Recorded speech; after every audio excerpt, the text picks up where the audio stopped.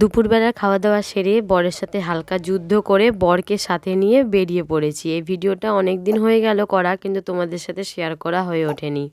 পৌঁছে গেছি আমরা হাটে, আর হাটে পৌঁছেই আমাদের এমএটির তেল ফুরিয়ে গেল। ছেলের এমনিতেই মুড অফ ছিল, আরও মুড অফ হয়ে গেছে। একবার জাস্ট দেখো মুখটা কেমন করে আছে, ও নাকি কথাই বলবে না আমার সাথে। এদিক থেকে আমাকে এটাই বলিয়ে নিয়ে এসছে, আমি কোনো কথা বলবো না, আমি শুধু যাব আর আসবো। আর অনেক দিন পর আজকে আমি হাটে এলাম, কত দোকান বেড়ে গেছে। এই দোকান থেকে আমি একটা 3 পিস নিয়েছি, আর দেখো কালেকশন গুলো কি সুন্দর, সেটা তোমাদের সাথে পরে শেয়ার করব আমি কোনটা নিয়েছি। আমি যখন যাই তখন বেশ ভালোই শীত ছিল, আর দেখো এখন শীতেরই কালেকশন প্রচুর। এই হাটের কথা অনেক শুনেছি, মানে বিয়ের আগেই আমি শুনেছি, কিন্তু মাঝে কিছুদিন বন্ধও ছিল এই হাটটা, তবে আবার শুরু হয়ে গেছে। আমি এখন যে দোকানে দাঁড়িয়ে আছি সেই দোকান থেকে আমি দুটো শাড়িও কিনেছিলাম, যদিও শাড়িগুলো নিজের জন্য আমি কিনিনি। আর এই দিকে দেখো অবশেষে মুখে একটু হাসি ফুটেছে। এই দোকানটার পাশ দিয়ে যাচ্ছিলাম, তখনই বললো দু একটা জিন্স দেখলে হয় না, তো দেখো দেখা মাত্রই নেওয়া হয়ে গেল, কারণ বেশ পছন্দ হয়েছে তার। তারপরে ছেলের জন্য কিছু খুঁজছিলাম, কিন্তু সেরম ভাবে কিছুই পাচ্ছিলাম না, তাই ছেলের জন্য কিছুই নেওয়া হয়নি।